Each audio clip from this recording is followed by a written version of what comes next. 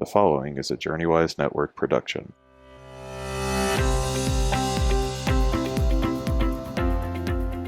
Hey friends, I want to welcome you to the You Matter podcast. I'm Shane Stanford. Several years ago, I had the privilege of meeting Dr. David Wilkinson, who was the principal at St. John's College at Durham University at the time. He's recently stepped out of that position. Professor Wilkinson was the primary dissertation professor advisor for a very dear friend of mine that I work with, and she put me on to his work and fell in love with the research areas that he's working in, and then very much was drawn to him and to his background as a pastor, but also as a theologian and as a astrophysicist. Is that the way to put it? That's correct, Shane. Okay. And then, of course, David came to do one of our servant school courses here at JourneyWise. And so, David Wilkinson, welcome to You Matter podcast. Thank you. It's a joy to be here. Well, thank you. And I appreciate, I know that you said you're at the end of your school term, so maybe this is a little less busy than normally, but you've had a lot of transition lately in your life. Can you tell us a little bit about all that's been going on?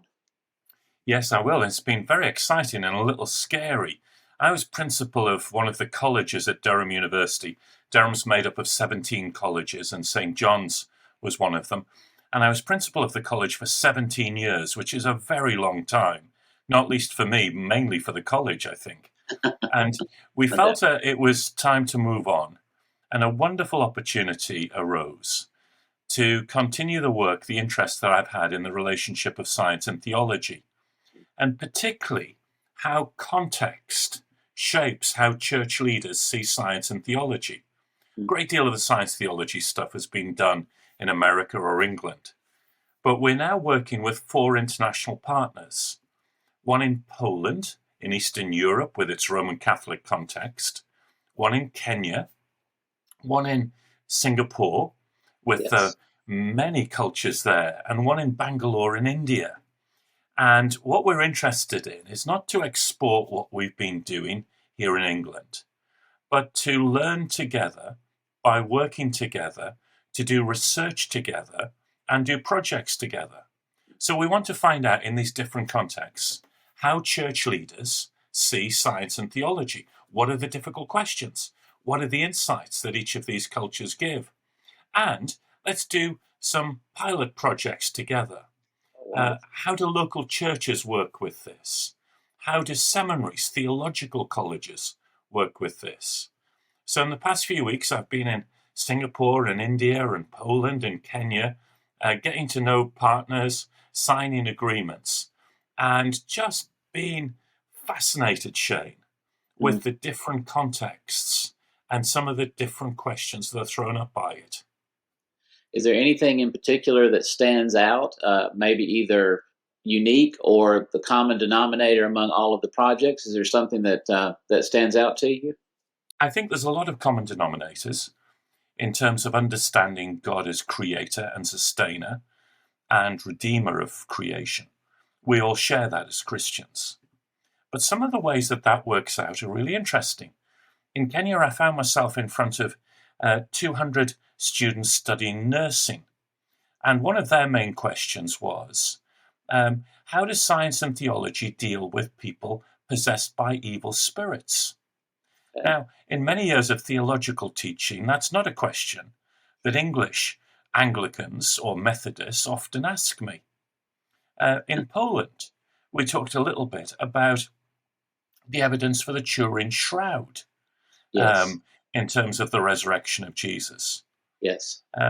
In Singapore, we talked a little bit about whether the first chapter of Genesis really does say that God created the universe in 6 days or not.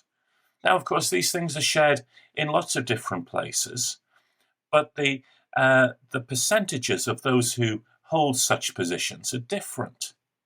And particularly in India, what I was fascinated by was this sense of a very pluralistic culture and society, and what the insights and the challenges of Christians living alongside Hindu and Muslim neighbors, and what that means to be a Christian leader.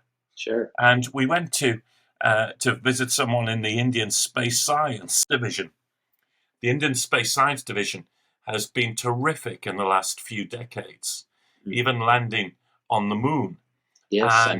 And one of the lead project scientists is himself a Pentecostal pastor. He does the Pentecostal pastoring in his spare time alongside the science. And so it was wonderful to see these different models of what it means to be a Christian and a scientist in different contexts. Well, I know that you've got many areas of speciality, but I know there's a few that really that you're passionate about. Tell us a little bit about, because you have two doctorates, one in astrophysics and the other in theology. Tell us how in the world that intersection happened. I began as a scientist, and I began being fascinated with stars and galaxies and the universe itself. That's astrophysics. It's twinkle, twinkle, little star, how I wonder what you are, basically. And I worked for a number of years in that area. And then very simply felt the call of God to full-time Christian ministry. That wasn't to somehow devalue the science. I'm still fascinated by the science. I'm still engaged with it. But I just felt God's call on my life was to full-time Christian ministry. And to be honest, Shane, I approached theology partly with the sense of I need to do this course in order to pastor a church and preach the gospel. Let's get through the theology in order to become a pastor. Sure. But what I found was that in leading a church, theology, how we think about God, what God does, is extremely important. It renews you as a Christian. It renews you as a leader. It gives you new models and insights. And although there are many kind of good management courses for Christians to do as leaders, actually engaging with the big theological questions became more and more important for me as I pastored a church for 10 years in Liverpool. And then I suppose I got so into some of these theological questions that my old university, Durham University, came calling and invited me back, not to teach science this time, but to teach theology. Wow.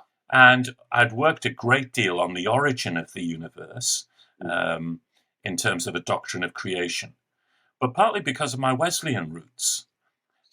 One of the questions that fascinated me was Wesley's emphasis on new creation, on a new heaven and a new earth, and particularly within astrophysics, the sense that the future of the universe, it's not terribly good. It's destined to futility as the universe accelerates in expansion and cools down.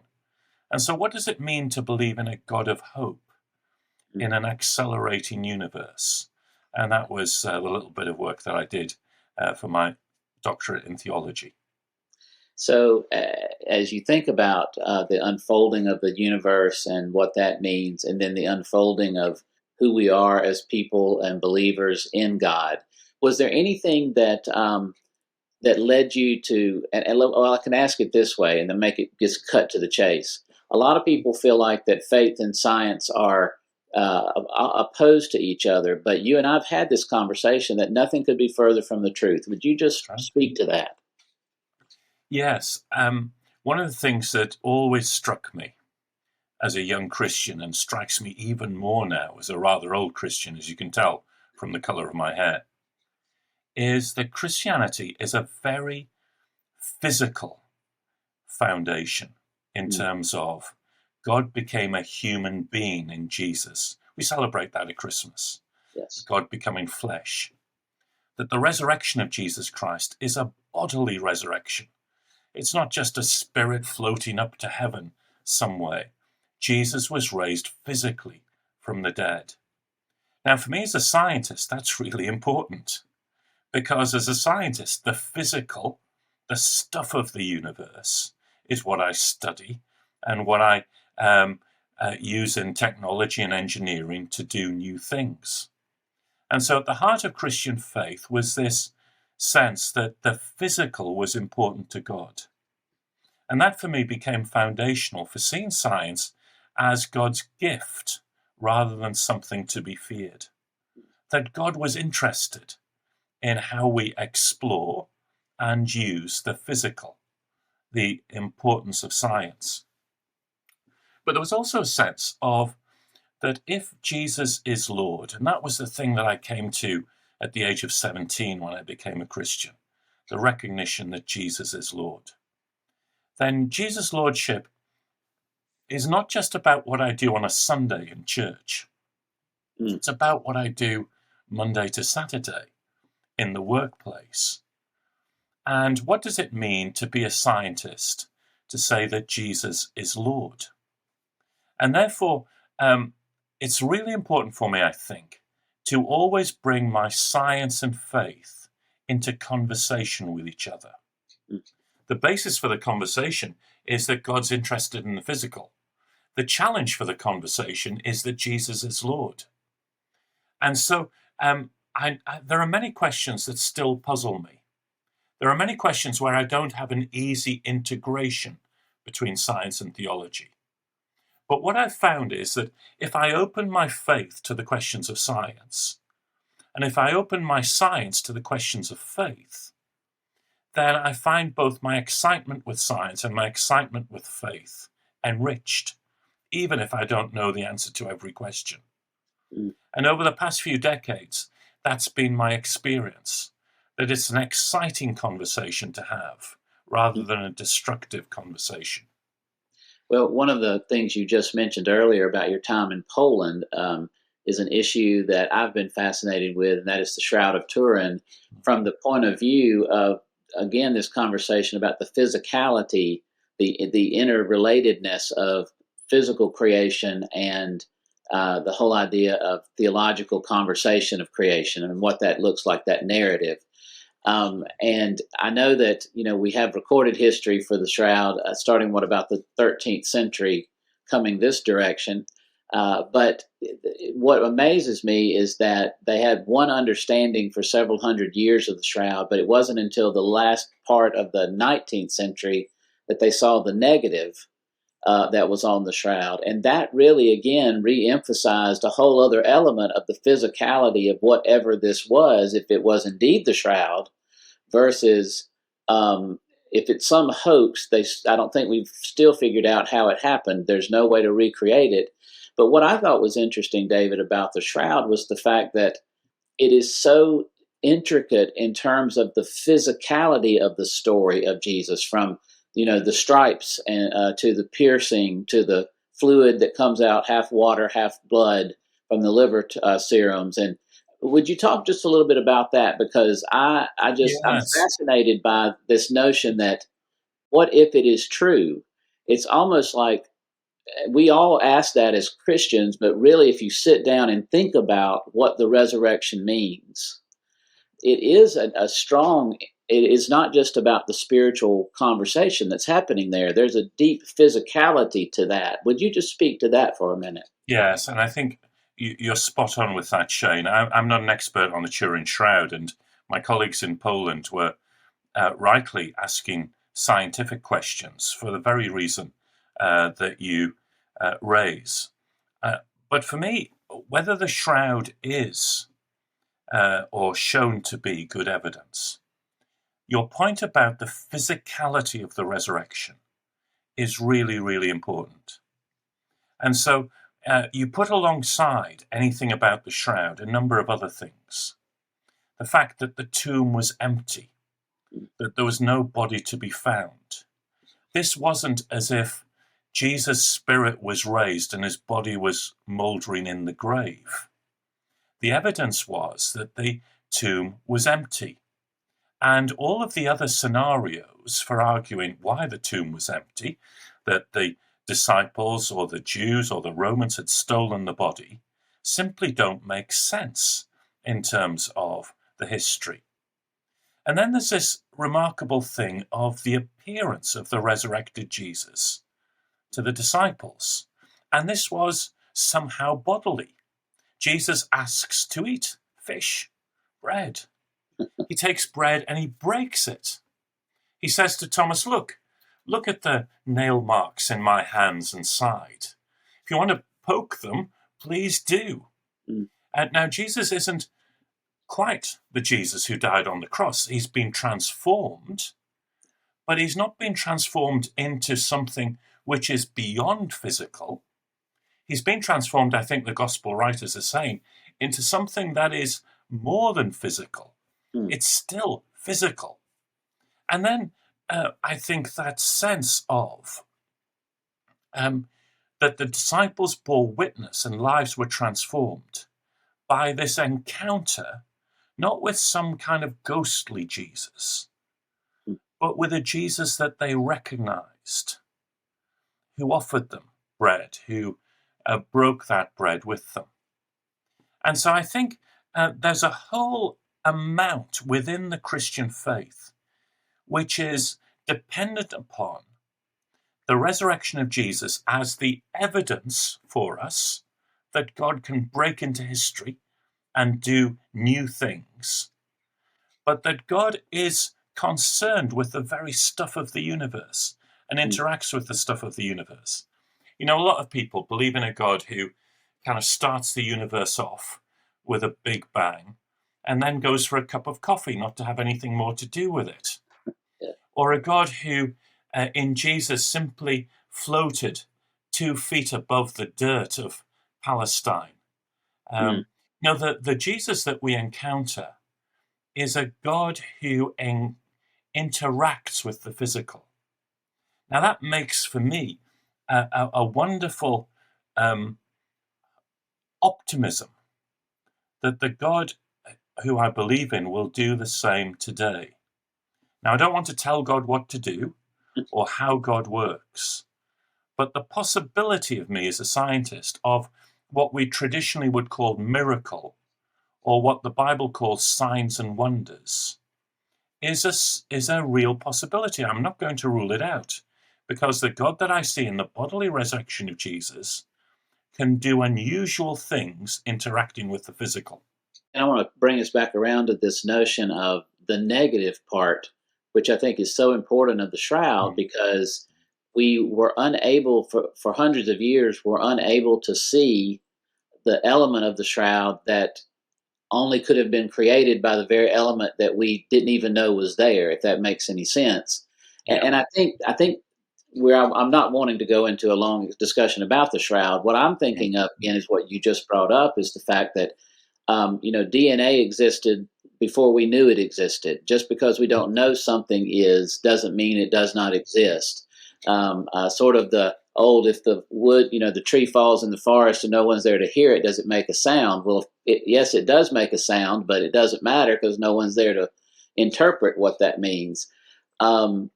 What do you think in terms of faith today?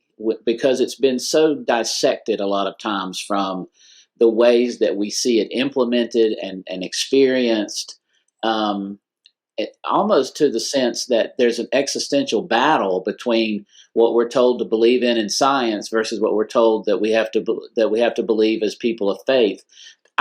Those don't tend to be so disconnected to me. What would you say to that? I think I agree with you, Shane.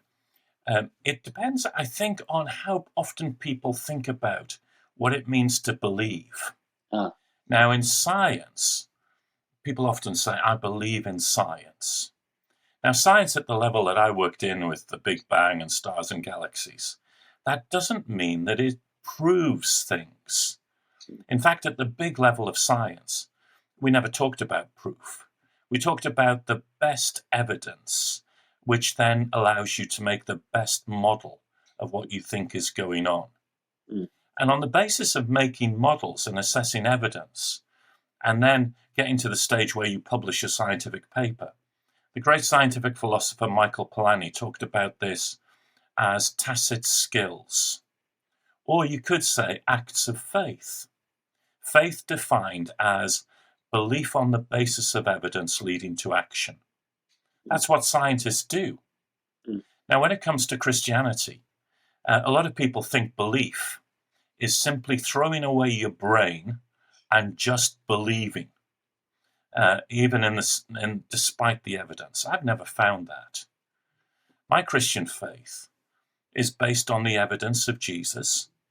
It is about collecting that evidence, assessing that evidence, debating that evidence, but then turning that to trust and action, which makes a difference to my life. Mm. And I think within the biblical witness, and in terms of what I've experienced in Christian faith, that sense of what I believe intellectually has to be coupled with how I act. Mm. Of course, the Apostle Paul talked a lot about that in the New Testament. Yes, very much. In terms of faith and works, that there has to be an authenticity, which is true of what I believe and how I intellectually think things through and what I trust in, and an authenticity about how that affects my actions. And many people have been turned away from Christian faith, in my experience, because many people have not shown that authenticity between Sure. what they say and what they do. Mm. That sense of talk about love, and yet not demonstrate it in real embodied ways. Well, And I think Paul, again, in 1 Corinthians would say that I can have all of the actions, but if I don't have this love, I'm rather like a clanging gong, yes. going on and on and on. And so this sense of holding together belief, trust, action is true of science and is true of Christianity. And I think people notice very clearly where what you say and what you do, if it jars, they notice that very, very quickly. And of course, raise the question about, is that belief authentic?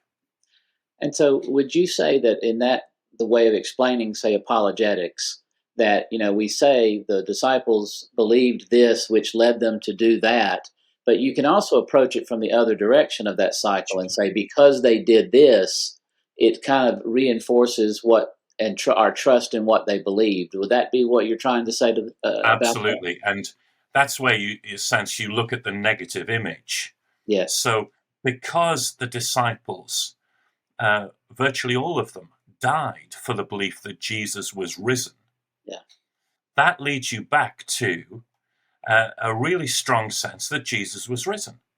Mm. So you've got the evidence of the belief. Now, if the disciples had stolen the body, or if the disciples knew that the body had been stolen by the Romans, if there was all a great conspiracy, not all of them would have gone to their own death believing in it. Yes. And I think as well, you can see that in terms of people's experience of faith. If they encountered churches and Christian people which are welcoming, committed to justice, committed to truth, which are embodied in love, then people get a sense of what God's all about. Mm. And so when Jesus talks about us, not just as witnesses, but as his body, that's the sense in which people can see what God is like. That was beautifully put, because what I am seeing in terms of a conversation about the shroud over here as, say, forensic evidence of the resurrection, we as the living body of Christ in the world are the forensic evidence of faith for who we are and what we believe and what it means to be followers of Jesus. Hey friends, the JourneyWise Network is so excited about our latest resource, Servant School. It is an online opportunity for you to take courses from experts from around the world in different spiritual development areas, such as Bible basics, faith and wellness, evangelism, and so much more. My first Servant School class is JourneyWise, a course based on my most recent book, JourneyWise: Redeeming the Broken and Winding Roads We Travel. I've been through many difficulties with my health, and I know I am not the same person I would have been had I not been through those struggles. Why? Because I have grown closer to knowing I am not enough, but I know the one who is. I'd love for you to sign up, take this course, and learn more about the Beatitudes and what I call the core values of Jesus. I hope you will go to our website, journeywise.network, and click on courses. There you can not only take my course, but you can look through our library of the first set of courses that are currently available at no charge. Go ahead, dive into learning through Servant School.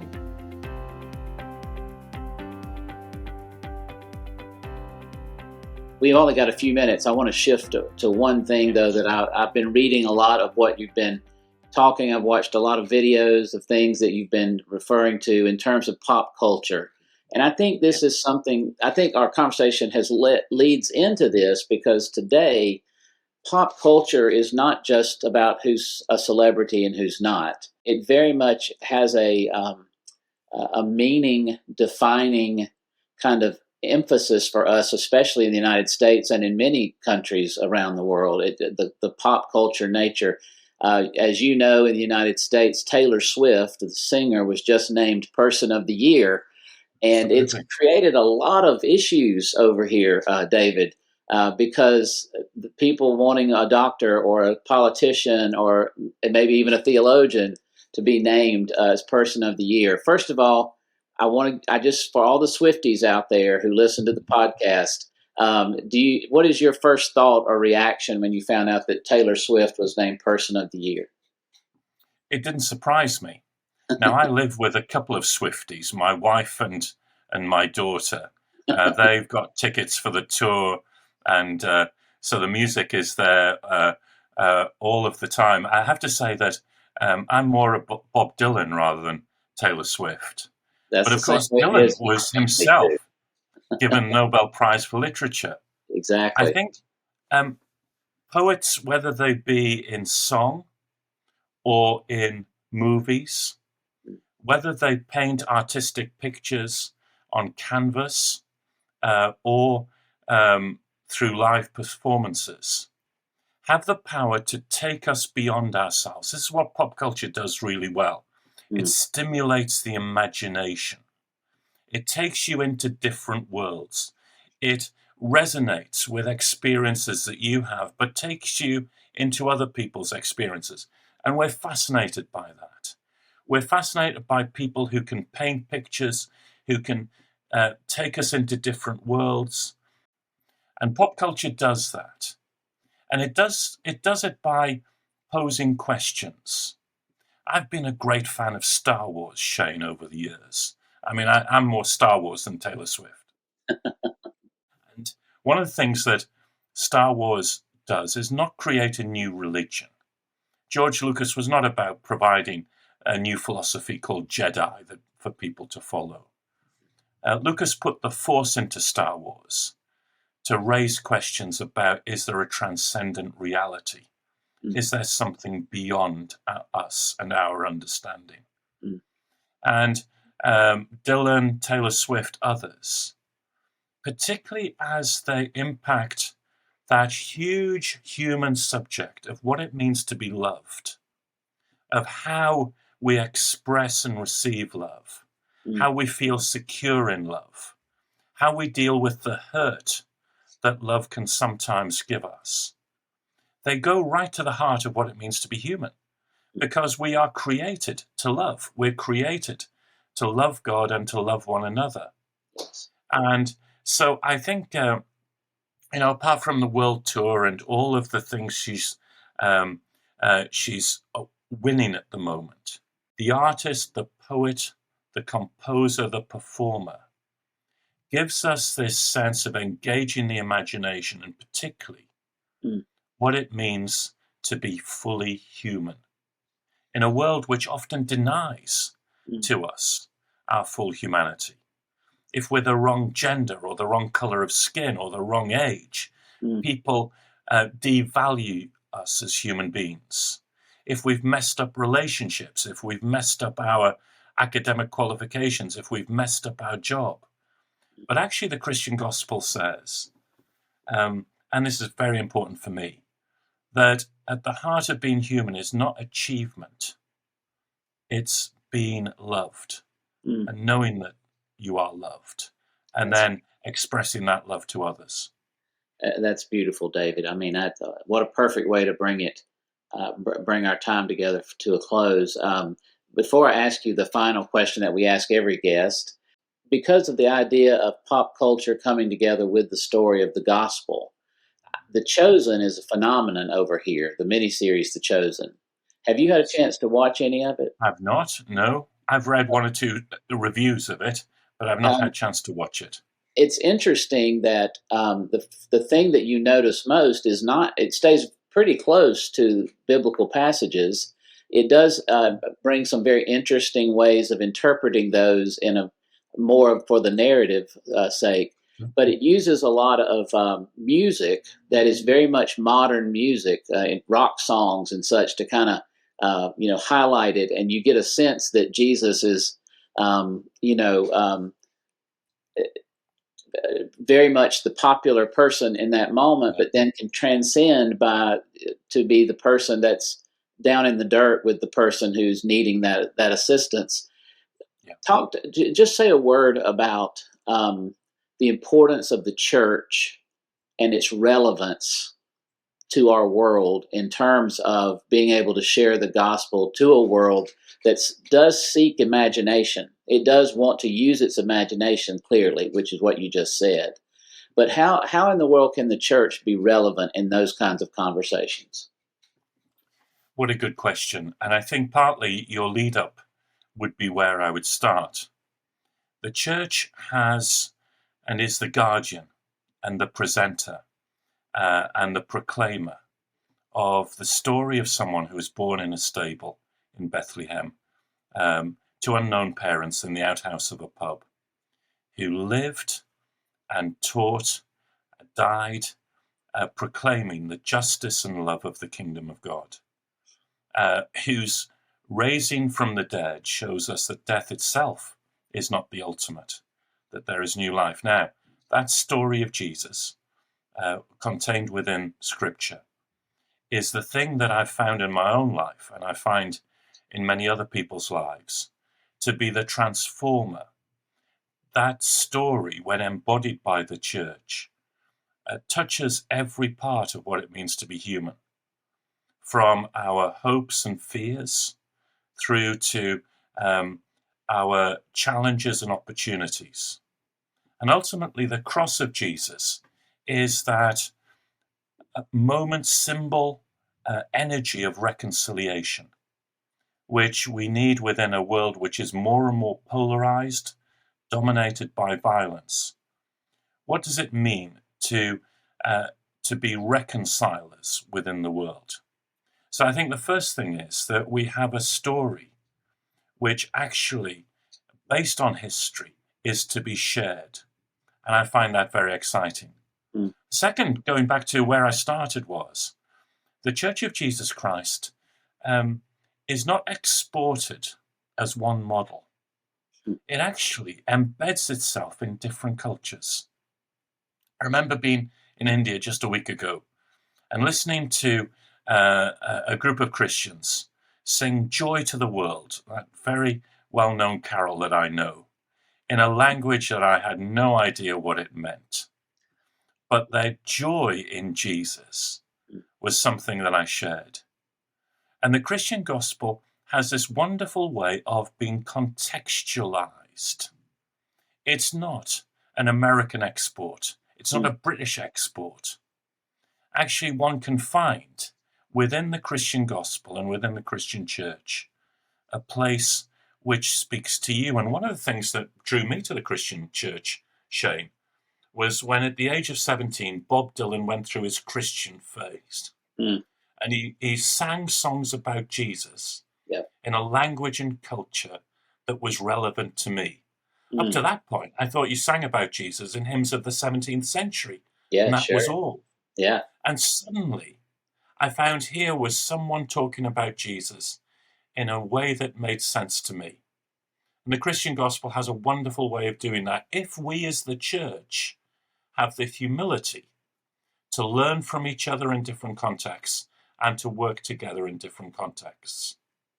Well, you are the first podcast we've done that's brought up Dylan twice, and I think that is awesome.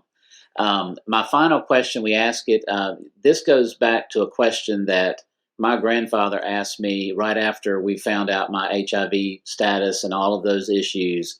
He asked me, he said, where are you going to make every day matter? And so my question to you is, where do you matter? Do you believe God has you mattering right now, David Wilkinson?